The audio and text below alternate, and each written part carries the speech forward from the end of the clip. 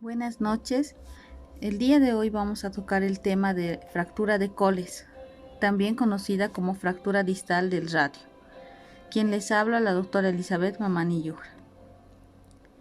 Bueno, a modo de recuerdo, ¿no? Debemos reconocer que tenemos dos estructuras bien reconocidas a nivel del antebrazo, que son estos dos huesos, el radio y el cúbito. La fractura que vamos a ver el día de hoy es la fractura distal del radio.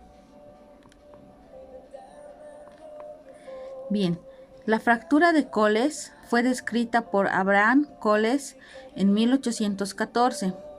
¿Cómo se define? Como una fractura transversal transmetafisaria del radio, inmediatamente por encima de la muñeca a 3 centímetros, con desplazamiento dorsal del fragmento distal, es decir, el fragmento que está fracturado puede desplazarse de forma dorsal o no también.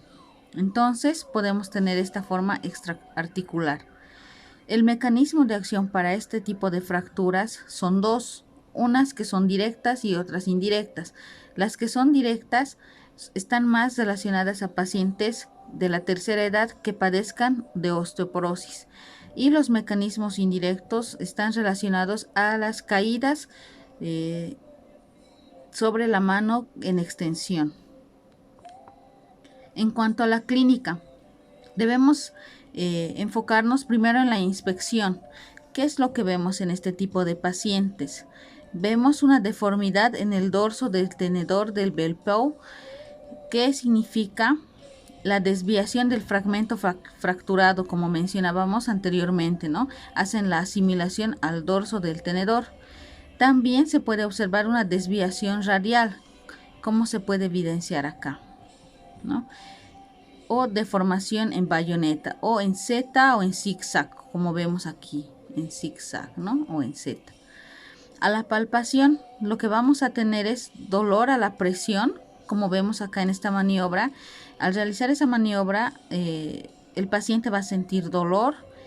También podemos tener el signo de Laugier, donde vamos a evidenciar el ascenso de las apófisis estiloides radial.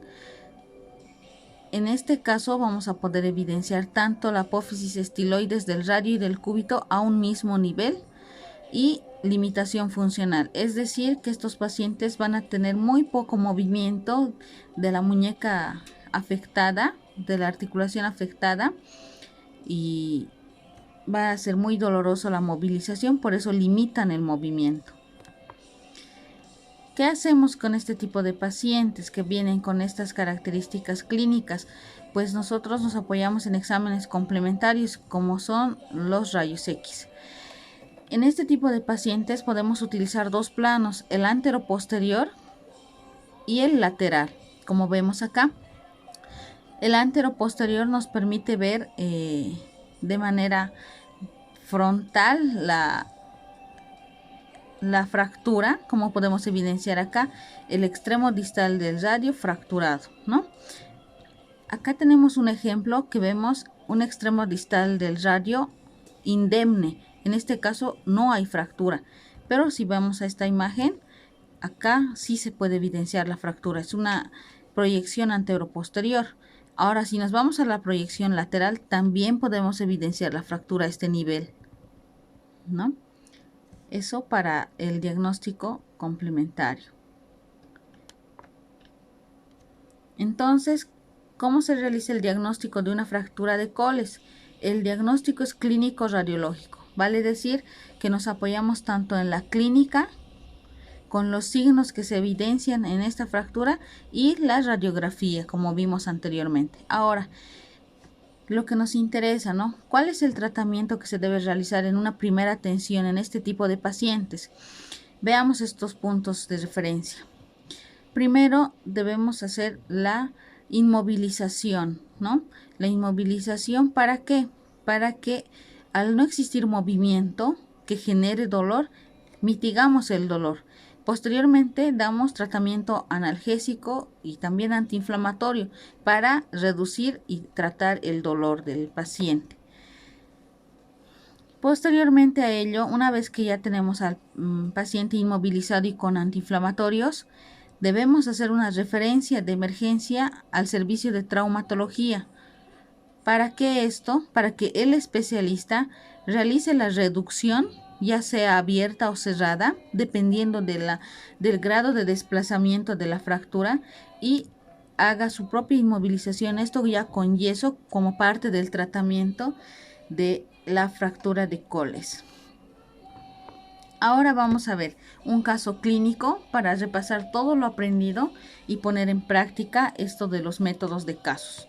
Tenemos a una mujer de 27 años de edad, viene en estado consciente y nos refiere que sufrió una caída sobre la palma de la mano en extensión, como vemos acá en la imagen, ¿no? Esta paciente nos refiere que se cayó con la palma de la mano extendida, de la mano derecha. ¿Qué es lo que pensamos? Puede ser una posible fractura en la muñeca del brazo derecho, ¿no? Como vemos acá, nos podemos imaginar en una posible fractura. Veamos qué podemos hacer. Debemos analizar la clínica de la paciente. En este caso, la paciente que viene, en nuestro caso clínico, ¿qué presenta? Presenta calor, presenta dolor, presenta inflamación y limitación funcional en la muñeca derecha. Como podemos ver acá, vemos la mano de nuestra paciente y a nivel de la muñeca podemos evidenciar la deformación en dorso de tenedor, ¿no? Y también podemos evidenciar la inclinación radial a este nivel, ¿no? Lo que decíamos, en zigzag o en Z y el dorso del tenedor. Bien, ahora, ¿qué hacemos? Ya vemos la clínica. Tenemos que respaldar nuestro posible diagnóstico con un estudio complementario. ¿Cuál decidimos hacer? Podemos solicitar una radiografía, tomografía o una resonancia. Bien, nosotros debemos solicitar una radiografía. Como mencionamos, esta radiografía nos va a servir ¿para qué? Para confirmar nuestro diagnóstico o nuestra sospecha diagnóstica. Y en este caso, ¿qué es lo que evidenciamos en nuestra paciente? Vemos acá, en la proyección anteroposterior se puede evidenciar la fractura de la porción distal del radio. Aquí está bien clarito, sí pueden evidenciar. Y en la proyección lateral de nuestra radiografía también evidenciamos el desplazamiento dorsal del fragmento distal del radio. Entonces, la comparación, ¿no? En la clínica, ¿qué es lo que evidenciamos? La deformación del dorso del tenedor. Y aquí tenemos, ¿no? Un tenedor que nos hace referencia a esta deformación que se evidencia en este tipo de fracturas.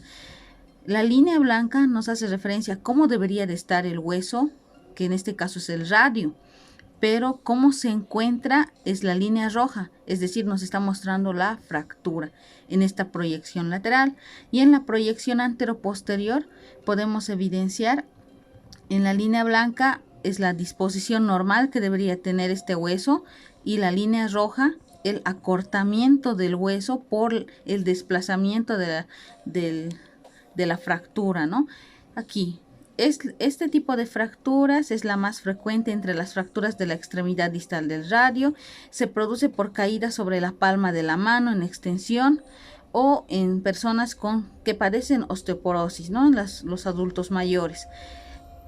La característica es que es una fractura transversa en la metáfisis distal del radio con angulación dorsal, por eso esto del dorso del tenedor. Y la muñeca presenta una deformidad, como decíamos, y se suele asociar mucho a fractura de la estiloides cubital también.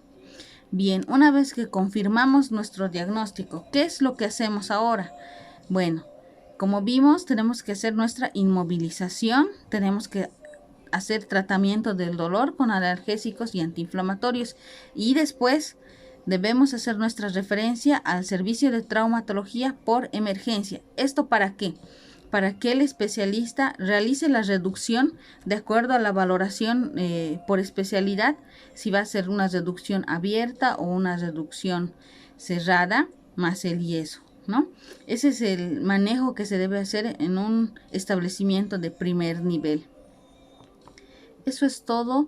Muchísimas gracias. En la descripción del video les vamos a dejar el formulario de de Google donde van a poder realizar su evaluación y les dejo un caso clínico para que puedan resolverlo. Muchas gracias.